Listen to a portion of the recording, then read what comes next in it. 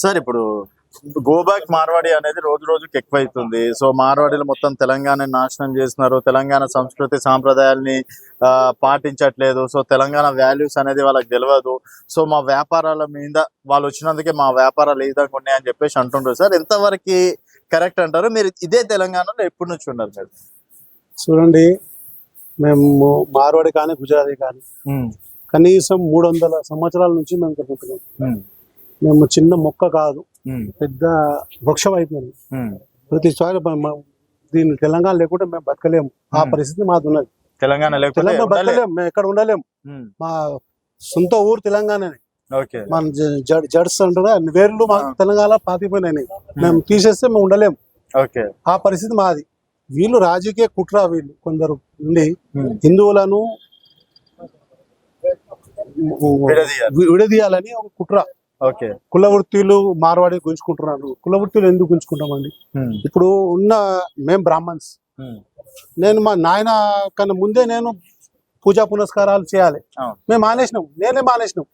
అంటే కుల వృత్తులు అందరూ ప్రతి ఒళ్ళు కుల వృత్తులు చేస్తలేరు. ఇప్పుడు మీరు మీ డాడీ చేసే పని మీరు చేస్తలేరు. మేము చదువుకొని మంచిగా ఎదుగుదామని ఆలోచన ఉంది. కులవృత్తి మారోడు ఎందుకు ఉంచుకున్నారు?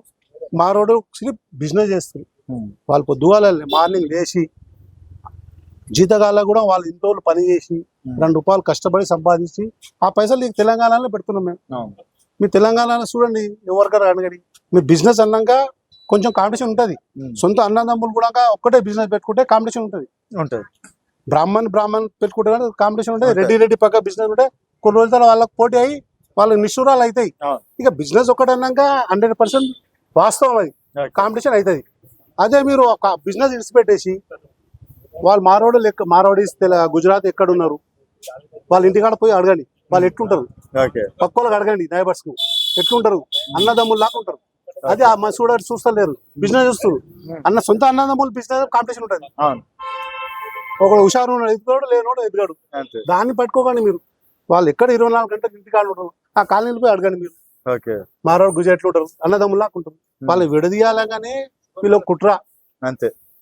మీరే ఒకసారి ఆడవచ్చండి. కులవృత్తులు తింటారు. మారోడు ఏం మంగళ షాప్ పెట్టాడు,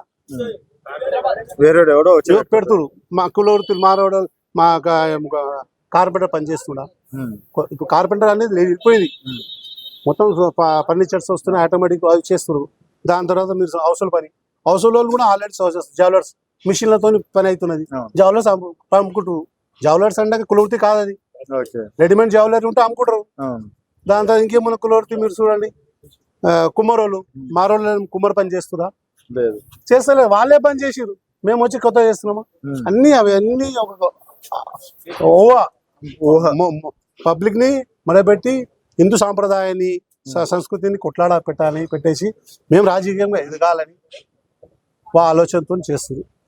మారోడీస్ అయితే ఎలాంటి నెగిటివ్ ఆలోచన ఎవరితో కొట్లాడాలని మా మారోడీస్ ఉండదు. ఇవన్నీ మీరు మానేయాలని రిక్వెస్ట్ చేస్తున్నాం. అంటే ఇక్కడ వాళ్ళ సంస్కృతి సాంప్రదాయాలకు ఏమైనా ఏం చేస్తారు? సంస్కృతి అనేది మా సంస్కృతి ఒకటే, హిందువుల సంస్కృతి ఒకటే. మీరు ఒక పెద్ద పండుగ చేస్తారు, మా దాంట్లో చేస్తారు. అన్ని సంస్కృతి సేమ్, కొంచెం చేసే విధానం వేరే ఉంది కానీ లేదు. మిగతా ఒకటే పండుగ అందరికి. అందులో మేము ఇన్వాల్వ్ అవుతాం. బతుకమ్మ ఉంటుంది, మేము ఇన్వాల్వ్ అవుతాం. బోనాలలో ఇన్వాల్వ్ అవుతాం, చందాలు ఇస్తాం, చెప్తాం వీళ్ళకు. ప్రధాన ఇన్వాల్వ్ అవుతాం. వాళ్ళు మా దాంట్లో మేము గణేష్ చేసేదే, దసరా చేసేది. అందరూ సంస్కృతి చేంజ్ ఉన్నది సార్. మాత్రం ఆడతారు అంతే. సంస్కృతి అంటే సంస్కృతి ఎందుకు? మీరు సంస్కృతి పాడవుతుంది అంటారు. మీరు ఇప్పుడు పాత సంస్కృతి ఏమున్నాయి? పాగా కట్టుకోం, పంచ కట్టుకోం. మీరు ఎందుకు కట్టుకుంటారు? పైన ఎందుకు వేసుకుంటాం? మళ్ళీ మీ సంస్కృతి మనం విడిచిపెట్టేస్తున్నాం. వేరే వచ్చి మన సంస్కృతి గుర్తలేడు, మనం విడిచిపెడుతున్నాం. దానికి మారోడీస్ గుజరాతీ మీద వేసుకోవడం తప్పు.